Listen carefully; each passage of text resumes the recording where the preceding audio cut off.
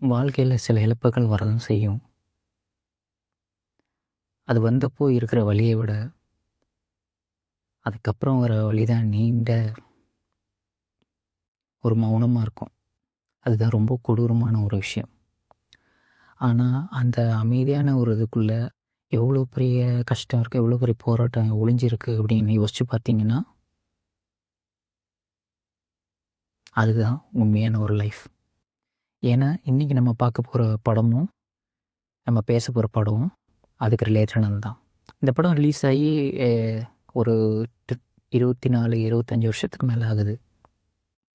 இன்றைக்கும் மழை பெய்யும்போதோ, இல்லாட்டி நம்ம ரொம்ப அமைதியாக இருக்கும்போதோ, என் மனசுக்கு ஏதாவது ஓகே, ஒரு ஒரு சாஃப்டாக ஒரு ஒரு மாதிரி இது பண்ணுற மாதிரி, ஓகே ஒரு நல்லா இருக்குது, ஃபீல் குட் அப்படின்ற மாதிரி ஒரு படத்தை ஒரு ஃபேமிலியோடு உட்காந்து பார்க்குற படமாக இருக்குமா அப்படின்னு நீங்கள் யோசிச்சிங்க அப்படின்னா, கண்டிப்பாக இருக்குது. அதுதான் ரிதம். 2000 அன்னைக்கு ரிலீஸ் ஆன ரிதம் அப்படின்ற ஒரு படத்தை வந்துட்டு நிறைய பேர் மறந்துருக்க மாட்டீங்க. ஸோ நான் உங்கள் ஜெஃப்ரி. வெல்கம் டு ஜெஃப் திரைவால்ட். ஏன்னா பொதுவாக ஒரு ஆக்ஷன் ஹீரோ அப்படின்னாலே நமக்கு ஞாபகம் வருது அர்ஜுன் சார் தான். அவருன்னா சத்தமாக பேசுவார், அப்படியே ஃபயராக இருக்கும் அவரோட சண்டை, ஆக்ஷன். அதே மாதிரி அவருக்கு பேருக்கு ஏற்ற மாதிரி ஆக்ஷன் கிங் தான் அவர். ஸோ ஆனால் அவர் வந்துட்டு இந்த படத்தில் அப்படியே ஆப்போசிட்டாக கான்ட்ராஸ்டாக இருப்பார். ஏன்னா ஒரு படத்தில் ஒரு வார்த்தை கூட சத்தமாக பேச மாட்டார். அதாவது கண்ணாலேயே பேசுவார் அப்படின்னு சொல்லுவாங்கள்ல, அதுதான் இது. ஏன்னா ஒரு கண்ணாலே பேசி ஒரு ஒரு படத்தை வந்து ஒரு காவியம் அப்படின்னு சொல்கிற அளவுக்கு அவங்க எடுக்க முடியுமா அப்படின்னு காட்டியிருக்கிறது தான் இந்த படம் ரிதம். ஏன்னா இப்போ நம்ம யூஸ்வலாக என்ன மாதிரி ஒரு படம் பார்ப்போம், ஒரு சவுண்டாக ஒரு மாதிரி சவுண்டு ரொம்ப இதுவாக இருந்து இரைச்சல் மிகுந்த ஓகே என்னடா படம் அப்படின்ற மாதிரி தான் இருக்கும். ஆனால் இன்றைக்கி இருக்க கமர்ஷியல் படங்களுக்கு நடுவில் ஒரு ஓகே நமக்கு ஒரு ஃபீல் குட் படம் அப்படின்னா நம்ம தேடி தேடி போய் பார்ப்போம். ஆனால் இது அந்த டைம்லேயே ஒரு ஒரு அமைதியாக ஒரு இடத்துல போய் உட்காந்து ஒரு ஓகே நம்ம ஒரு இடத்துல போய் உட்காந்து ஆப்போசிட்டில் ஒரு ரிவர் அப்படின்னா ஒரு நதி. ஸோ இப்போ போயிட்டுருக்கு அப்படின்னா அதை நம்ம அப்போ பார்க்கும்போது எவ்வளோ அமைதியாக இருக்கும்.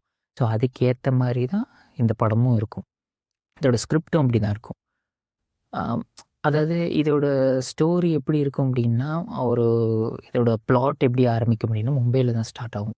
ஸோ மும்பையில் ஒரு ஆயிரக்கணக்கான மக்கள் இருப்பாங்க. ரொம்ப பிஸியான ஒரு ஷெடியூலில் ஓடிட்டுருப்பாங்க. அவங்களுக்கு ஒரு ட்ரீம்ஸ் இருக்கும், அவங்களோட வேலையை பார்க்கணும். ஸோ ஒரு மாதிரி பரபரன்னே இருக்கும் அவங்களோட லைஃப் ஸ்டைல். ஆனால் அந்த கூட்டத்துக்குள்ளேயும் ஒரு தனியாக இருக்க ஃபீல் பண்ணுற ஒரு ஆள்னா, அது நம்ம ஹீரோ அர்ஜுன் சார். கார்த்திக் அப்படின்ற ஒரு கேரக்டரில் ப்ளே பண்ணியிருக்காரு. ஸோ அதாவது நம்ம ஆக்ஷன் கிங் அவர் வந்துட்டு ஒரு ஃபோட்டோ ஜேர்னலிஸ்ட்டாக வராரு. ஆனால் அவரோட உலகம் ஃபுல்லாகவே கேமரா, லென்ஸ் இதை வழியாக தான் அவரோட உலகத்தையே பார்ப்பார். ஏன்னா அந்த லென்ஸு கூட பார்க்க முடியாத ஒரு பெரிய கஷ்டத்தை வந்து அவர் மனசுக்குள்ளே வச்சுட்ருக்காரு. ஒரு ஒரு ஒரு மாதிரி ஒரு நைட்டில் ஒரு மிட் நைட்டில் ஒரு ட்ரெயின் ஆக்சிடெண்ட்டில் ஆகுது. அதுலேருந்து தான் நம்ம hero Arjun sir alias Karthik அப்படின்ற கேரக்டரில் இருக்கார். அவரோட லைஃபே தலைகீழாக மாறுது. ஏன் அப்படின்னா அவரோட ஒய்ஃப் வந்து அந்த ட்ரெயினில் தான் இருக்காங்க. ஸோ அந்த ட்ரெயினில் இருந்து செத்துட்டாங்க. இன்னொரு ட்ரெயினில் அதுக்கு ஆப்போசிட் ட்ரெயினில் பார்த்தீங்க அப்படின்னா ஹீரோயின் மீனா இருக்காங்க. ஸோ அவங்களோட ஹஸ்பண்டும் ஆப்போசிட் ட்ரெயினில் தான் வராங்க. ஸோ இவங்க 2 பேரோட லைஃப்பில் இருக்கிறோட 2 பேரோட பெட்டர் ஹாஃபும் அவங்க அடுத்தடுத்த ட்ரெயினில் தான் வராங்க. ஆனால் அவங்க 2 பேரோட லைஃப்லேயும் ஒரு பெரிய ட்ராஜடி ஆரம்பித்தது இந்த இடத்துல தான். அவங்க 2 பேரையும் மீட் பண்ண வச்சது இந்த ஒரு பர்ட்டிகுலர் பாயிண்ட் தான். ஏன்னா இப்போ நம்ம பேச போகிற யோசிச்சு பாருங்களேன், ஒரு பொதுவாக சினிமாலே ஆகட்டும், இல்லை நார்மலாக ஆகட்டும், ஒரு ஆண் பெண் லைக் ஒரு மேல் ஃபீமேல் 2 பேரும் பார்த்து பேசிச்சா உடனே ஓகே லவ், உடனே ஒரு டூயட் அப்படின்னு வரும் அப்படின்னு நினச்சோம். ஆனால் டைரக்டர் வசந்த் வந்து அந்த படத்தை வந்துட்டு அப்படி எடுத்துருக்கவே மாட்டார். இது வந்து it's not like a normal film, it's வந்து ஹீலிங் அப்படின்ற மாதிரி ஒரு பேசிஸில் இருக்கும். வந்து ஒருத்தரோட காயம் இப்படி இருக்கும், அந்த ஒரு காயம் பட்டுச்சுன்னா அதுக்கு ஒரு மருந்துனா எப்படி இருக்கும், ஒரு ஆறுதுனா ஒரு 4 வார்த்தை பேச மாட்டாங்களா அப்படின்னு ஏங்கிட்டு இருக்கவங்களுக்கு இது வந்துட்டு ஒரு டெடிகேட்டடை பண்ணுற மாதிரி ஒரு படமாக இருக்கும். ஏன்னா அவர் கார்த்திக் வந்துட்டு அவரோட ஒய்ஃபை மனசுலேயே நினச்சிட்டு அப்படியே தான் அவர் இருக்கார். அதுக்கு அப்படியே ஆப்போசிட்டில் மீனா வந்துட்டு அவங்க என்ன பண்ணுவாங்க, அர்ஜுன் சார் அவரோட ஒய்ஃபை நினச்சிட்டே இருக்க மாதிரி இங்கே மீனா மேம் வந்துட்டு அவங்களோட ஒரு குழந்தை இருக்கும். ஒரு பையன் இருப்பான். அந்த பையனுக்காகவே தான் வாழ்ந்துட்டு இருப்பாங்க. இவங்க 2 பேருக்கு நடுவுல இருக்க ரிலேஷன்ஷிப் வந்துட்டு ஒரு சினிமேட்டிக்கா இருக்கவே இருக்காது. ஒரு மெச்சூர்டான ஒரு ஒருத்தரால தான் இந்த லவ்வ வந்து புரிஞ்சுக்க முடியும். அந்த இத நீங்க பார்த்தீங்கன்னா, அவங்க மேல வந்துட்டு ஒரு தப்பான ஒரு ஃபீல் வரவே வராது. அதுக்கு பதிலா உங்களுக்கு ஒரு மாரி ஒரு ஒரு ரெஸ்பெக்ட்டா ஒரு மரியாதையான ஒரு ஃபீல் தான் வரும். நீங்க ஒரு சீன்லயும் அந்த லிமிட்ட தாண்டி இருக்கவே மாட்டாங்க. ஏன்னா மோர் தென் 26 இயர்ஸ் ஐ திங்க் ஸோ. 26 வருஷத்துக்கு முன்னாடியே ஒரு சிங்கிள் பேரண்ட் அப்படின்னு இருந்தாங்கன்னா, அவங்க அனுபவிக்கிற கஷ்டம் எப்படி இருக்கும்? அவங்களோட போராட்டம் எப்படி இருக்கும்? ஆ ஒரு ஃபீமேல் விடோ இருக்காங்க அப்படின்னா, அவங்கள வந்துட்டு இந்த சொசைட்டி எப்படி பார்க்குது? அவங்கள வந்துட்டு ஒரு மாரி கண்ணியமா பார்க்குறாங்களா? இல்ல வேற மாரி எதா பண்றாங்களா? அப்படின்றது ரொம்ப அழகா சொல்லியிருப்பாரு டைரக்டர். ரொம்ப ரொம்ப ஸ்ட்ராங்கா சொல்லியிருப்பாரு. ஒரு ஒரு அமைதிக்கு பின்னாடியும் எவ்வளோ பெரிய வலி இருக்கு. அந்த வலிய இது கடந்து வரணும் அப்படின்றது தான் இந்த படத்துல வந்துட்டு ஒரு மெயின் கோரா அவரு சொல்றாரு. இது வந்துட்டு வெறும் ஸ்டோரி அப்படின்னு சொல்லிட்டு போயிற முடியாது. இது நமக்கான ஒரு ஐ ஓப்பனர் அப்படின்ற மாரி ஒரு ஃபீல்ல நமக்கு வரும்.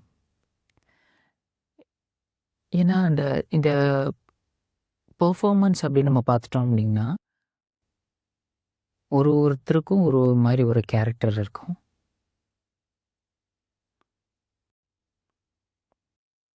பெர்ஃபார்மன்ஸ் அப்படின்னு நம்ம பார்த்துட்டிங்கன்னா, இந்த படத்தோட பெரிய பலமே இந்த படத்தோட கேரக்டரைசேஷன் தான். முதல்ல நம்ம அர்ஜுன் சார நம்ம எடுத்துட்டோம் அப்படின்னா, அவரு அவரு அவர நம்ம படம் பார்த்தோம்னா, அவர ஃபர்ஸ்ட்டு ஞாபகம் வர்றது அவரோட ஆக்ஷன், அவரோட டயலாக்ஸ், டெலிவரி அதெல்லாம் அவரோட பாடி லாங்குவேஜ் இது எல்லாமே இருக்கும். ஆனா, இதுக்கு அப்படியே ஆப்போசிட்டா இதில வந்து அமைதியா இருப்பாரு. ஒரு ஒரு ஒரு ஒரு மாரி பாஷா இருக்கும் அந்த படம் பார்க்குறதுக்கு. அவரு வந்து ஒரு சீன்ல கூட சத்தமா பேச மாட்டாரு.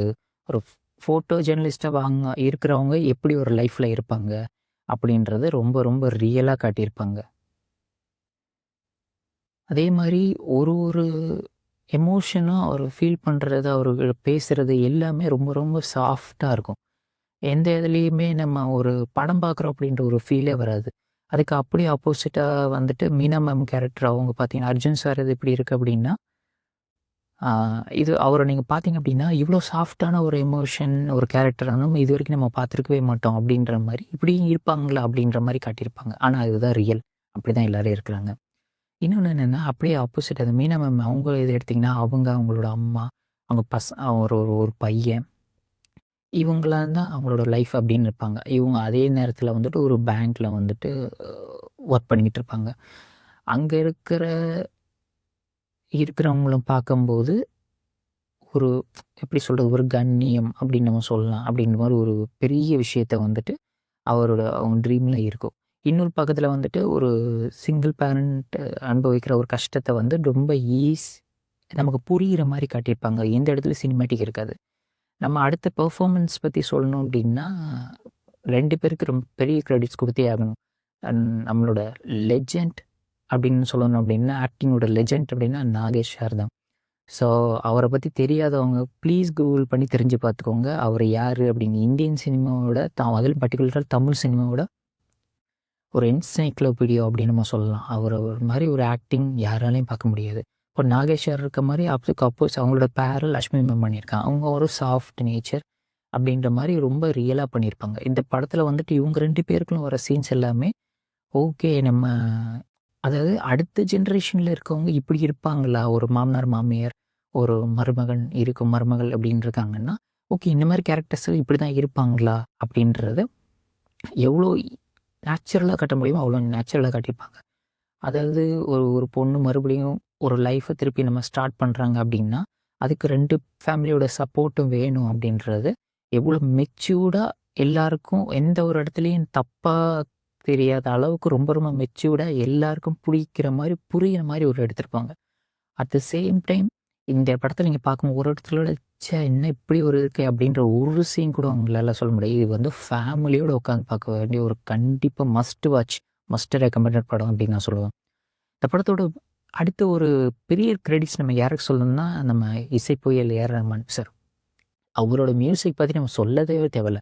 இந்த படத்தோட ஒரு மியூசிக்கு வந்து என்ன பண்ணியிருப்பார் அப்படின்னா, டைரக்டரும் சரி, நம்ம ஏஆர் ரஹ்மானும் சரி 2 பேரும் ஒரு கான்செப்ட்ட வந்து பிடிச்சிருப்பாங்க. இந்த படத்தோட கான்செப்ட் இந்த பாட்டோட கான்செப்ட் எப்படின்னா, பஞ்சபூதங்கள் அப்படின்னு நம்ம சொல்லுவாங்கல்ல. நீர், நிலம், ஆகாயம், காற்று. நிலம், நீர், ஆகாயம், காற்று, வானம். ஸோ இது எல்லாத்தையும் பஞ்சபூதங்கள் நம்ம எல்லாத்தையுமே காட்டியிருப்பாங்க. ஸோ நம்ம இன்னும் தெளிவா நம்ம சொல்லணும் அப்படின்னா, ஒரு இப்போ நம்ம சொல்றோம் பாருங்களேன்.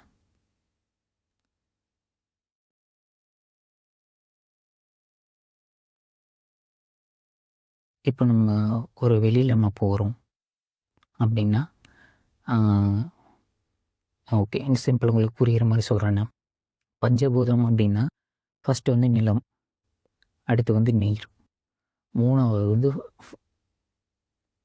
ஃபயர் நெருப்பு, அடுத்து வந்து காற்று, அதுக்கப்புறம் ஆகாயம். ஸோ இன்னும் சிம்பிளா சொல்லணும் அப்படின்னா, எர்த், வாட்டர், ஃபயர், ஏர், ஸ்கை. இது எல்லாத்தையும் கலந்தது தான் இந்த படத்தோட மெயின் பிளாட்டா அவர் வச்சிருப்பாரு. அத பேஸ் பண்ணி தான் ஒரு ஒரு பாட்டுமே இருக்கும். அவரு யூஸ் பண்ற எல்லாத்துலயுமே ஓகே. இப்படி ஒரு இந்த வச்சு நம்ம இப்படி ஒரு பாட்டு இருக்குமா அப்படின்னு பார்த்துருக்கலாம். ஏன்னா, நீங்க இதுவரைக்கும் இந்த படத்துல வர பாட்டெல்லாம் பார்க்கும்போது, ஓகே நல்லாயிருக்கு அப்படின்னு போயிருப்பீங்க. ஆனா, இத வந்து நீங்க நோட்டீஸ் பண்ணி பார்த்துருக்கீங்களா அப்படின்றது எனக்கு தெரியல. அந்த பாட்டுக்கும், இந்த படத்துல வர பாட்டுக்கும், அந்த கான்செப்ட்டுக்கும் இதோட ஸ்டோரிக்கும் ரொம்ப ரிலேட் ஆகுற மாரி தான் நம்ம எடுத்து வச்சிருப்பாங்க. டைரக்டர் வசந்தோட மேக்கிங் பத்தி சொல்லணும் அப்படின்னா, அவரு எங்கேயுமே அவசரப்பட்டு ஒரு சீன எடுத்து வச்ச மாரியெல்லாம் எடுக்கவே இருக்காது. ரொம்ப நிதானமா, பொறுமையா ஒரு ஒரு சீன் பை சீன் நமக்கு எக்ஸ்ப்ளைன் பண்ணிட்டே வருவாரு. அதுதான் இந்த படத்தோட மெயின் பிளாட், மெயின் சக்சஸ் அப்படின்னு நம்ம சொல்லலாம். இந்த படத்தோட ஓகே. இத வந்துட்டு அ ஏன் நம்ம இந்த படத்துல ஏதாவது டெக்னிக்கல் விஷயம்ஸ் இருக்கா? நான் ஏன் அத பார்க்கணும் அப்படின்னு நினைச்சீங்கன்னா, ஒரு ஃபர்ஸ்ட்டு நம்ம கவனிக்க வேண்டிய விஷயம்னா, ஒரு ட்ரெயின் ஜேர்னில ஒரு ஆக்சிடென்ட் ஆகுது. அதனால ஒரு ஒரு விஷயம் நடக்குது அப்படின்றது பெரிய கிராஃபிக்ஸ்லாம் அந்த டைம்ல கிடையாது. யோசிச்சு பாருங்க 2000 அந்த டைம்லலாம் என்ன பெரிய கிராஃபிக்ஸ் இருந்திருக்கும். ஆனா, டைரக்டர் வந்துட்டு அத வந்து ரொம்ப அழகா ஹேண்டில் பண்ணியிருப்பாரு. ஸோ, அதோட கிராஃபிக்ஸ் ஆகட்டும், சவுண்ட் எஃபெக்ட்ஸ் ஆகட்டும், விஎஃப்எக்ஸ், பிஎஃப்எக்ஸ் எல்லா லைட்டிங் எல்லாத்தையுமே ரொம்ப ரியலா காட்டியிருப்பாரு. ஓகே ஒரு ஆக்சிடென்ட் நடந்துச்சுன்னா இப்படிதான் இருக்கும் அப்படின்றத ரொம்ப ரியலா காட்டியிருப்பாங்க. தென் அதே மாரி அ கேமரா அப்படின்னு பார்த்தீங்கன்னா, பிஎஸ் வினோத் அப்படின்ற ஒருத்தர் வந்து கேமரா ஹேண்டில் பண்ணியிருக்காரு. அதாவது அவரு மும்பை சிட்டிய காட்டுறதா இருக்கணும், அங்க மழை பெய்றத காட்டுறதா இருக்கட்டும், எல்லாத்தையுமே ஒரு மாரி ப்ளூ டோன்ல காட்டியிருப்பாரு.